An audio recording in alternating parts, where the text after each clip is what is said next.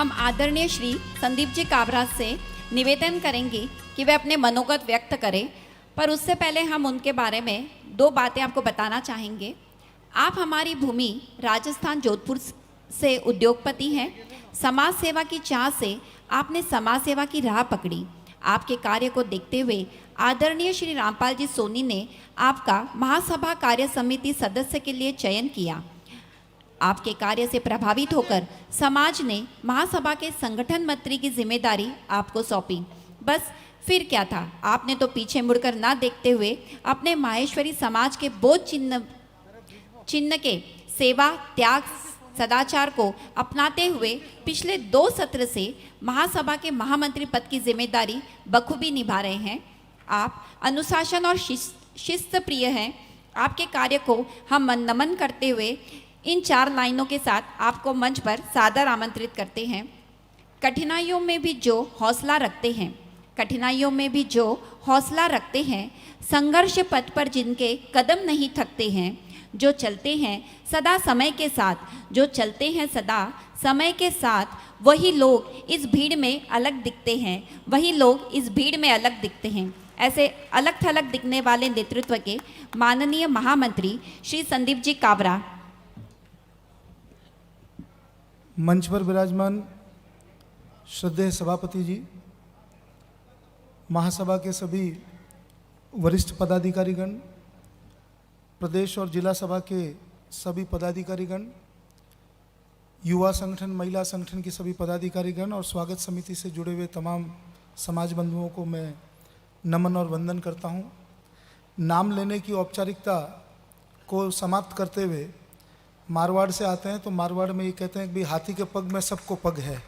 तो सदन में विराजोड़ा अपने सबके वरिष्ठतम, महाराष्ट्र प्रदेश के ज्येष्ठतम आदरणीय हीरालाल जी साहब मालू, आदरणीय छापरवाल साहब अभी विराजे थे, और अन्य सभी आदरणीय बाबूलाल जी मालू, अन्य सभी वरिष्ठ जनों का मैं बहुत सारे लोगों को व्यक्तिगत रूप से जानता हूं, लेकिन नाम नहीं लेकर मैं उनके चरणों में वंदन करते हुए आप सभी का वंदन और अभिनंदन करता हूं।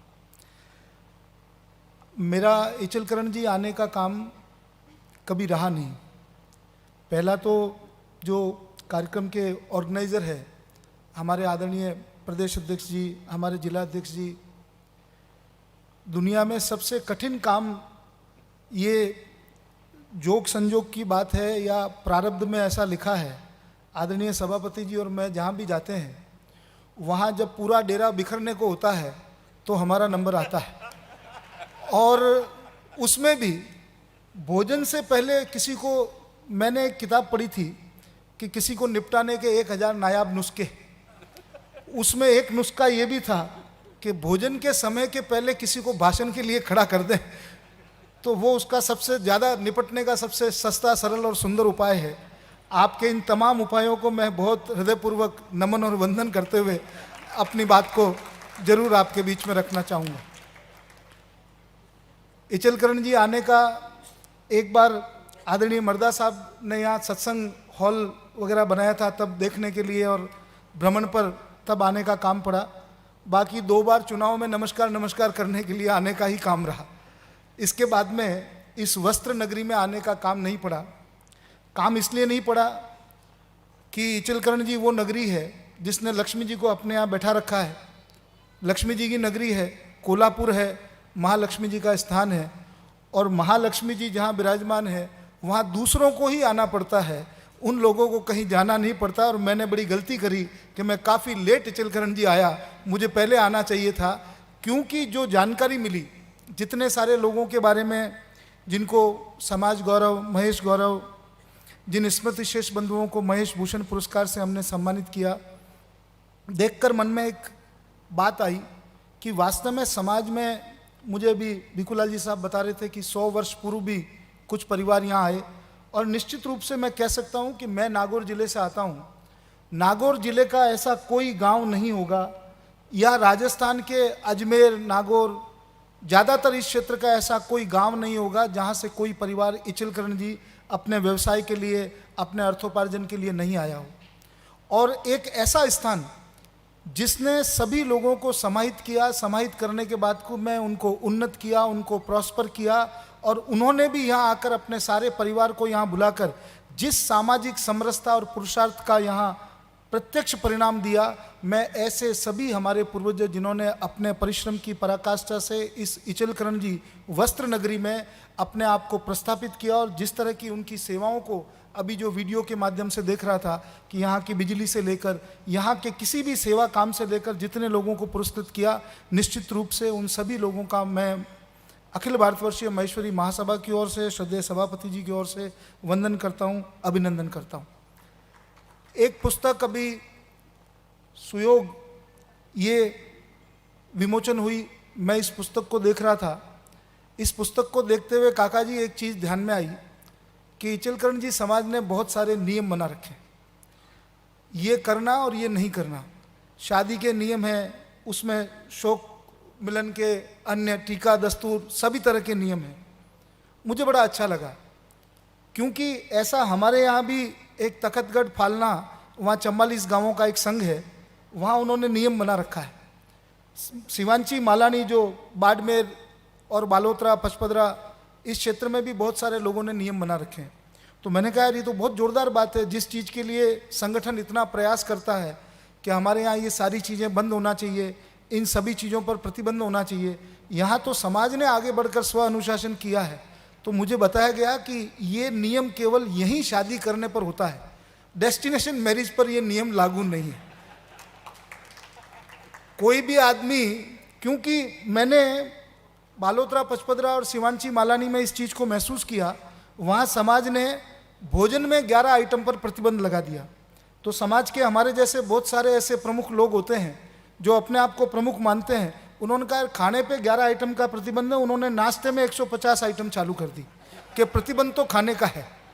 तो मैंने जब इस सारे नियम को पढ़ा, नियम को पढ़ने के बाद में मैं मंत्री जी आपकी कविताओं के साथ आपको ये निवेदन करना चाहता हूँ, आपकी क्षमताओं को प्रणाम करते हुए, कि आदरणीय बंसाली जी, आदरणीय अशोक जी, आदरणीय सुरेंद्र जी और आपके जितने पूर्व निवृत्तमान अध्यक्ष जी यहाँ बैठे हैं, आप सभी लोग ऊर्जावान हैं। इन नियमों का कड़ाई से पालन हो तो निश्चित रूप से देश में इचलकरण जी का समाज एक मिसाल के रूप में अपना स्थान बना सकता है, क्योंकि किसी समाज ने अपने स्वयं के अनुशासन के लिए इतनी सुंदर और खूबसूरत व्यवस्था कर रखी हो, ये निश्चित रूप से बहुत अच्छी बात है। हालांकि जातीय पंचायतें अब इन सारे कामों को कोई लॉफुल नहीं कर सकती है, लेकिन वो पालन केवल इसी पैराफरी में होता है मंत्री जी। इसलिए मैं आपको एक निवेदन करना चाहता हूँ। आपने शुरू में एक बात कही थी कि आदरणीय सोनी साहब आए हैं, यहाँ एक भवन बनाने का वो एक अभियान चलावें, एक आह्वान करें, एक मंत्र फूकें। आपने सभापति जी से ऐसी अपेक्षा व्यक्त की थी। निश्चित रूप से जो परिवार सामाजिक नियमों को नहीं मानते हुए गोवा में, महाबलेश्वर में, अन्य खूबसूरत स्थानों पर जाकर 2, 5, 10 करोड़ रुपए की डेस्टिनेशन मैरिज करता है, समाज उनको भी समाज गौरव पुरस्कार के साथ उनसे समाज की कोई न कोई लाग तय कर ले कि भाई 5 करोड़ शादी में खर्च किए हैं तो कम से कम 11-21 लाख तो यहाँ के भवन के लिए वो दे ही दें। तो मैं समझता हूँ आपका ये अभियान पूरा हो पाएगा और इससे समाज की एक नियम, कायदे, कानून को हम ठीक तरीके से प्रस्थापित कर पाएंगे। एक और चीज़ की मुझे कमी लगी, आपने उसमें इतना तक लिखा है कि शोक में हम 3 बजे से 6 बजे के बीच में ही जाएंगे। आपने किताब दी, मैंने इतनी देर में उसको सारा देखा कि भाई हम 3 बजे से 6 बजे के बीच में जाएंगे, हम ये करेंगे। एक और चीज़ को मेरे कहने से आप इसमें शामिल करिएगा कि कथा भागवतों के नाम पर, दूसरे उत्सवों के नाम पर भी हमको कई सामाजिक मर्यादा और आचार संहिता बनाने की आवश्यकता है कि जिस तरह से अनप्रोडक्टिव कामों में हम समाज का प्रोडक्टिव पैसा खर्च कर रहे हैं, जिसके समाज के सामान्य आदमी का कोई फायदा नहीं होता है, उस पर भी समाज को आचार संहिता बनाने की आवश्यकता है। ऐसा मैं समझता हूँ और बहुत विनम्रता के साथ आपको इस बात को कहना चाहता हूँ। अभी बहुत सारे विषयों पर सारी चर्चा चली और सबने अपने अपने विचारों को बड़े बेबाकी से, और विशेषकर आदरणीय लोहिया साहब ने जो बात कही, मैं कल रात भर, चूंकि आपका बहुत आग्रह नहीं, मैं दुराग्रह कहूँगा, आदरणीय भिखुलाल जी साहब का, हमारे बंसाली साहब तो बिल्कुल एसपी की तरह ऑर्डर ही छापते हैं कि आप कभी आ रहे हैं, तो इनका सबका आग्रह था। तो कल जीतो का जोधपुर में बड़ा कार्यक्रम था, जिसमें ओम बिड़ला जी आए। तो ओम बिड़ला जी को रिसीव करके मैं 4 बजे जोधपुर से निकला, रात को अहमदाबाद आया, वहाँ से फ़्लाइट लेके पूरी रात जग के सवेरे पूना आके यहाँ आया। और मैं ये बात इसलिए कहना चाहता हूँ कि कल जीतो के कार्यक्रम में मुझे इस बात की बड़ी गर्व और गौरवानुभूति है, जिसमें देश दुनिया के उनके गणपत चौधरी जी से लेकर तेजराज गुलेच्छा जी से लेकर जितने भी बिग शॉट बिग गन्स हैं, वो सारे लोग वहाँ मौजूद थे। और उस जीतो के कार्यक्रम में माननीय ओम बिड़ला जी ने अपने मुंह से ये बात नहीं कही। ऑल्दो मैं उस कार्यक्रम में केवल एयरपोर्ट तक था, फिर मैं खुद यहाँ आ गया। मैंने उस कार्यक्रम को यूट्यूब पर सुना और मैंने सभापति जी को उसका लिंक भेजा। उस कार्यक्रम में सर्वाधिक तालियां यदि कहीं बजी होगी, उस कार्यक्रम में सर्वाधिक प्रशंसा यदि किसी कार्यक्रम की हुई होगी, तो महेश्वरी समाज के जोधपुर के अंतर्राष्ट्रीय महेश्वरी महाधिवेशन की हुई।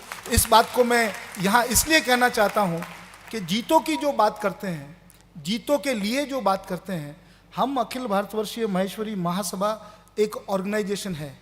जीतो एक क्लब ऑफ मिलेनियर्स है। जीतो ऐसे लोगों का संगठन है जिसमें धनवान, संपन्न, श्रद्धा संपन्न वो लोग, जीतो की कल बैलेंस शीट वो पढ़ रहे थे कि जीतो के पास अब तक, गणपत जी चौधरी ने बताया कि आज तक, कल दोपहर तक का आंकड़ा 950 करोड़ का है। तो मैं समझता हूँ यदि कल दोपहर का आंकड़ा 950 करोड़ का है, तो अखिल भारतवर्षीय महेश्वरी महासभा ने तो ये आंकड़ा प्रत्यक्ष और परोक्ष रूप से वर्षों पहले ही पूरा कर लिया था। इसलिए हमें इस बात की बिल्कुल परेशानी नहीं है कि हमारे समाज के जो लोग जो देना जानते हैं, जो इचलकरणी जी जैसे क्षेत्रों से आते हैं, जो अन्य अन्य समाज के सुदूर क्षेत्रों से, जिन्होंने लक्ष्मी जी की कृपा से कुछ प्राप्त किया है, उन्होंने केवल क्लब ऑफ मिलेनियर्स नहीं बनाया, उन्होंने महेश्वरी महासभा ने ये काम किया कि समाज के समृद्ध व्यक्तियों से धन का संग्रह करें और समाज के उन व्यक्तियों के उत्थान के लिए, उन व्यक्तियों के अपलिफ्टमेंट के लिए काम करें। ये महासभा के स्थापना का उद्देश्य, जब 1892 में हमारे पूर्वजों ने महासभा को स्थापित किया होगा,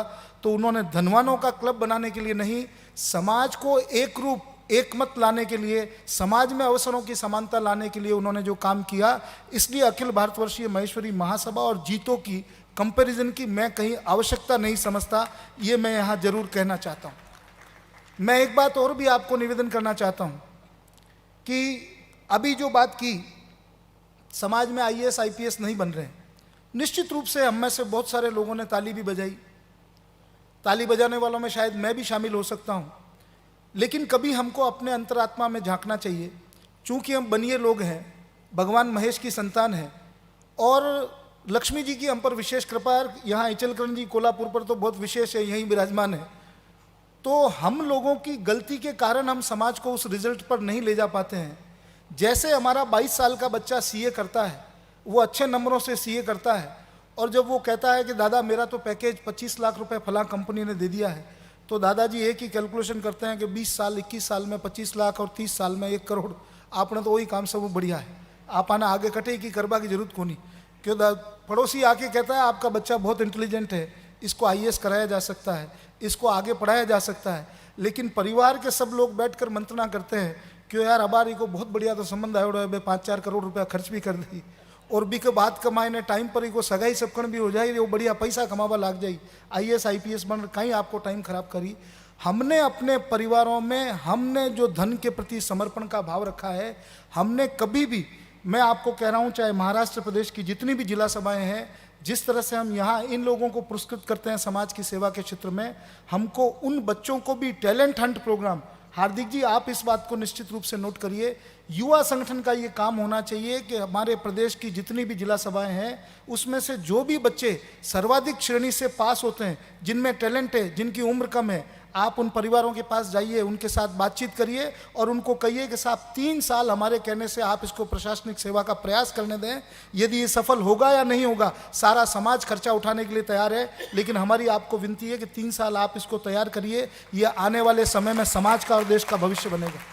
ये शुरुआत हमको करने की आवश्यकता है। उस वक्त हमारे अंदर का बनिया जाग जाता है और हमको पैकेज दिखने लग जाता है, क्योंकि IAS का पैकेज नहीं लगता। लेकिन हमारे समाज को ये समझने की आवश्यकता है, जो लोहिया जी ने बात कही, चाणक्य ने आज के हजारों सैकड़ों वर्षों पूर्व ये बात कही थी, money and power both are equal convertible. Money can be converted into power and power can be converted into money. लेकिन हमको लगता है समाज की हमारी जो सुई है वो केवल मनी पर अटक गई, पावर पर नहीं जा रही है। इसलिए महेश्वरी महासभा ने, जैसे जीतू ने 100 लोगों का हॉस्टल बना रखा है, अपनी भी 72 लोगों की सीटों की संख्या के दिल्ली में जो 2 छात्रावास है, जिसमें बॉयज़ हॉस्टल भी है, जिसमें गर्ल्स हॉस्टल भी है। और मुझे आपको बताते हुए बहुत प्रसन्नता है कि इन हॉस्टल्स के बदौलत पिछले 5 वर्षों में लगभग 12 बच्चे हमारे भारतीय प्रशासनिक सेवा में आए हैं, और स्थानीय प्रशासनिक सेवा में जो बच्चे आए हैं वो अलग है। ये हमको अभियान चलाना पड़ेगा। उसके बाद में मैं आपको एक निवेदन और करना चाहता हूँ कि हमको इस तरह के कार्यक्रम, इस तरह के वातावरण का निर्माण करना पड़ेगा। और उस वातावरण का निर्माण करने के लिए आज मैं इस बात को बड़े विनम्रता के साथ, गर्व और गौरव से इस बात को कह सकता हूँ कि अभी बहुत सारे लोगों ने खूब सारी ताली बजाई कि अयोध्या में हमने राम शरद कोठारी जी की स्मृति में शौर्य भवन के निर्माण की कल्पना की। निश्चित रूप से जिस बात को आदरणीय लोहिया जी कह रहे थे, उसका नाम शौर्य भवन की कल्पना क्यों की गई, उसका नाम हमने किसी व्यक्ति के नाम पर नहीं देकर शौर्य भवन इसलिए दिया कि जब महेश्वरी समाज का आने वाली पीढ़ी का बच्चा वहाँ जाएगा, उसको ये समझ में आएगा कि हम केवल पैसा देना ही नहीं जानते हैं, जरूरत पड़ने पर हम देश के लिए जान देना भी जानते हैं। और ये हमारे शौर्य का प्रतीक वहाँ वर्षों वर्षों तक हमारे को एक अंदर से हमारे स्वाभिमान की जागृति का भाव पैदा करेगा। उसमें भी मैं इस बात को ऐड ऑन करना चाहता हूँ। श्रद्धेय सभापति जी विराजमान है, मैं सभापति जी के साथ टीम में हूँ। हमारी टीम में से किसी भी व्यक्ति ने 1 करोड़ और 3 करोड़ रुपया नहीं दिया। हमारी पूरी टीम के किसी भी सदस्य ने 1 करोड़ और 3 करोड़ रुपया नहीं दिया। लेकिन सभापति जी के सघन भ्रमण से, महासभा की पूरी टीम से, हमारे उपसभापति जी विराजमान है, संयुक्त मंत्री जी विराजमान है, मैं स्व प्रशंसा की बात नहीं करना चाहता हूं, लेकिन पिछले 6-7 वर्षों में समाज में जो जागृति का भाव पैदा किया, समाज के संगठन को गांव-गांव, ढानी-ढानी ले जाने का जो प्रयास किया, लोगों में एक भावना, एक लोगों में विश्वास को पैदा किया। और उस विश्वास को पैदा करने के बाद लोगों को लगा कि यदि ये संकल्प इन्होंने किया है तो मुझे आपको बताते हुए खुशी है, आदरणीय सभापति जी के नेतृत्व में रामपाल जी साहब को उस कमेटी का चेयरमैन बनाया गया। आपने, सोनी जी द्वय ने, और मुझे कुछ काम इन्होंने बताया। लगभग 4 दिन के पीरियड में 59 करोड़ रुपए के आश्वासन हमारे पास में समाज के बंधुओं के आए कि आप वहाँ यदि काम प्रारंभ करेंगे तो इतने पैसे हम अपने अपने माध्यमों से, अपने कंपनीज के माध्यम से हम आपको पेमेंट करेंगे। ऐसा क्यों हुआ? प्रोजेक्ट कहीं फ्लोर पर नहीं है, कहीं हमने नाम लगाने की कोई बात नहीं कही, कहीं किसी तरह की कोई बात नहीं की। समाज में यदि विश्वास पैदा होगा, समाज में यदि जागृति पैदा होगी, समाज में एक भाव का यदि निर्माण होगा, तो मंत्री जी, श्रीकांत जी, आप जो यहाँ भवन की बात करते हैं, या अपने प्रदेश अध्यक्ष जी जिस धन संग्रह के लिए प्रयास करते हैं, आप मानकर चलिए यदि हमारी नीति, हमारी नियति सब ठीक होगी तो धन की कमी इस समाज में नहीं है। ये बात मैं आपको दावे के साथ कह सकता हूँ। और इसका प्रत्यक्ष परिणाम है कि 59 करोड़ रुपए के आश्वासन यदि 4 दिन के केवल टेलीफोनिक प्रयास से, किसी भी व्यक्ति के पास हम आग्रह करने के लिए नहीं गए कि साहब आपको वहाँ हम सत्कार करेंगे, आपका हम अभिनंदन करेंगे, कि आपको वहाँ माला पहनाएंगे, कि आपके लिए ढोल ताशे बजाएंगे। सभी लोगों ने टेलीफोन पर केवल हमारी नीति, नियति और उस योजना के प्रति, भगवान राम के प्रति अपने समर्पण के भाव को रखकर जो समर्पण किया है, मैं आप लोगों के माध्यम से उन सारे लोगों का भी अभिनंदन करना चाहता हूँ। उन सब लोगों के प्रति बहुत सारा वंदन करना चाहता हूँ। मैं एक बात और यहाँ जरूर कहना चाहूँगा, सारे प्रदेश के पदाधिकारी यहाँ विराजमान हैं, युवा संगठन के, महिला संगठन के पदाधिकारी भी विराजमान हैं। महाराष्ट्र में भी उत्सव धर्मिता है, इस बात को मैं कहने से कहीं भी परहेज नहीं करने वाला कि हमको भी उत्सव जैसा माहौल, उत्सव धर्मिता या कार्यक्रमों में स्वागत सत्कार का बहुत सारी, जबकि महासभा ने ऊपर से लेकर नीचे तक, आप निश्चित रूप से मानिए, मैं यहाँ यदि पूरी रात जगकर चलकर आया, या सभापति जी आए, या हमारे जितने भी पदाधिकारी आए, हम आपके स्वागत के लिए नहीं आए, आपके प्रेम के लिए आए। आपने आत्मा से हमको निमंत्रण दिया और हमको लगा संगठन के इतनी सारी विभूतियों के एक साथ दर्शन होंगे तो निश्चित रूप से हमको वहाँ जाना चाहिए। इसलिए मैं आपको विनम्रतापूर्वक अनुरोध करना चाहता हूँ कि महाराष्ट्र एक आदर्श प्रदेश है, महाराष्ट्र देश का सबसे संगठित और सशक्त प्रदेश है। इस प्रदेश में हमको उत्सव धर्मिता पर कहीं न कहीं विराम लगाना चाहिए और हमको स्वागत सत्कार की परंपराओं को निश्चित रूप से कम करना चाहिए। इसलिए कम करना चाहिए कि हम जैसे साधारण कार्यकर्ता आते हैं जिनके लिए आप ढोल ताशे बजाते हैं, कल मेरा दिमाग खराब हो जाएगा कि यार मेरे तो कोई बहुत बड़ा आदमी बन गया मैं। निश्चित रूप से आप में से कोई कार्यकर्ता कल यहाँ सभापति बनकर आएगा, कल यहाँ महामंत्री बनकर आएगा, और हम सब लोग सामने की पंक्ति में जाने वाले हैं। इसलिए किसी भी कार्यकर्ता में अहंकार की भावना पैदा नहीं हो। आप समाज की विभूतियों का सम्मान करें, हम उनसे आपसे ज़्यादा उनके प्रति विनम्र भाव के साथ सम्मान व्यक्त करते हैं। लेकिन सामाजिक कार्यकर्ताओं का सामाजिक मंच पर सम्मान करने की परंपरा को आप निश्चित रूप से यदि विराम लगाएंगे तो मैं समझता हूँ महाराष्ट्र प्रदेश जिस चरम पर है, जिस उत्कर्ष पर है, उसमें और ज़्यादा फाइन टोन होगी, उसकी खुशबू और ज़्यादा फैलेगी। मेरी बात को कहीं भी आप अन्यथा नहीं लें। केवल इतनी सी बात आपको निवेदन करते हुए, क्योंकि भोजन और हमारे बीच में, मैं चाहता हूं श्रद्धेय सभापति जी को हम सब लोग सुने, और निश्चित रूप से आपने बहुत टफ टास्क दिया, लेकिन टफ टास्क को मैं समझता हूं सभापति जी अपनी बात से पूरा करेंगे। आपने जिन जिन बातों को, मैं केवल 2-3 बातें आपको इसलिए निवेदन करना चाहता हूं कि महेश्वरी महासभा ने पिछले 6 वर्षों में, 2016 में जब महासभा का आपने सभापति के रूप में, मैंने महामंत्री के रूप में, और बाकी सारी टीम ने जब चार्ज लिया, बंसाली जी आप भी उस मीटिंग में थे, तब हम हमारी जो निराश्रित बहनों को सहयोग सहायता देते थे, वो सहायता 1964 से लेकर 2010 तक 500 रुपये प्रति महीना थी। 1964 में जब जाजू ट्रस्ट प्रारंभ हुआ, 2010 तक वो 500 रुपये प्रति महीना थी। 2010 से 2016 के प्रारंभ तक, 2016 जुलाई में, 2015 में 750 रुपया की गई, 2016 में उसको 1000 रुपया की गई। और आप सब लोगों के आशीर्वाद से, आप सब लोगों के विश्वास के कारण पिछले 3 महीने से उन बहनों को 2500 रुपये प्रति माह जाजू ट्रस्ट और स्थानीय ट्रस्टों के माध्यम से, और 1500 रुपये दम्मानी चैरिटेबल ट्रस्ट के माध्यम से, काका जी लगभग यदि दोनों ट्रस्टों के कॉम्बो पैक को आप देखें तो एक बहन को 4000 रुपये प्रति महीना, ऐसी देश भर की लगभग 1539 बहनों को महासभा के माध्यम से प्रति माह सहयोग जा रहा है।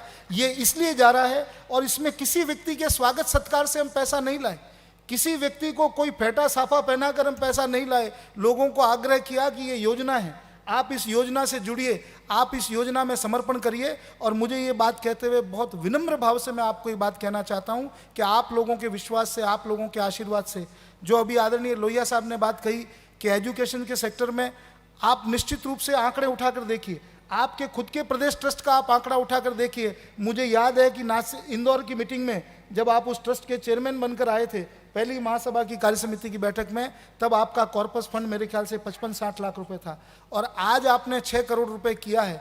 निश्चित रूप से मैं मानता हूं कि आप लोगों में वो ताकत है, आप उसको 15 करोड़ रुपए भी कर सकते हैं। लेकिन एक बात और विनम्र भाव से आपको कहना चाहूँगा कि हमको अब देशव्यापी काम करने की आवश्यकता है। हमको प्रदेश के काम के साथ, प्रदेश के लोगों के अपलिफ्टमेंट के साथ में, जो जहाँ से, यदि हमको लगता है कि इचलकरण जी बहुत ताकतवर शहर है, इचलकरण जी से कुछ लोगों को और भामाशाह के रूप में जोड़ा जा सकता है, उनसे बात की जा सकती है, तो मंत्री जी मेरा आपसे ये आग्रह रहेगा कि आज सवेरे से लेकर कल शाम तक की हम आपकी बुकिंग पर हैं। जहाँ आप जैसा कहोगे वही काम हम करने वाले हैं। सभापति जी भी आज रात तक आपकी बुकिंग पर है, मैं कल दोपहर तक आपकी बुकिंग पर हूँ। मैं आपसे अपेक्षा करता हूँ कि शहर के ऐसे 10-20 लोगों के परिवार के साथ हमको बैठने का, बात करने का अवसर दीजिए, जिन लोगों के माध्यम से हम समाज के अपलिफ्टमेंट के लिए नया काम कर सकते हों, उनको समाज की योजनाओं से जोड़ सकते हों, तो निश्चित रूप से हमारा यहाँ आना सफल होगा। समाज के उन लोगों को अंतिम व्यक्ति से जोड़ने का जो काम है वो हम कर पाएंगे। एक बात, अंतिम बात कहकर केवल अपनी बात को समाप्त करूँगा। रामायण की एक घटना है कि कोई भी व्यक्ति केवल दान देने से बड़ा नहीं हो सकता, कोई व्यक्ति पैसा देने से, धन देने से बड़ा नहीं होता है। जब लंका पर विजय करके भगवान राम फटिक शिला पर, जिसका रामचरितमानस में उल्लेख आता है कि फटिक शिला पर जब भगवान राम और सीता जी विराजमान थे, तो वहाँ सभी लोग आ गए, पुष्पक विमान आने वाला था। हनुमान जी को सभी लोगों ने कहा कि प्रणाम करो भगवान को, तो हनुमान जी ने कहा कि मैं ये तय नहीं कर पा रहा हूँ कि मैं पहले प्रणाम प्रभु श्री राम को करूं या माता सीता को करूं। मैं इनके चरणों में से किसके चरण बड़े हैं ये मैं तय नहीं कर पा रहा हूं।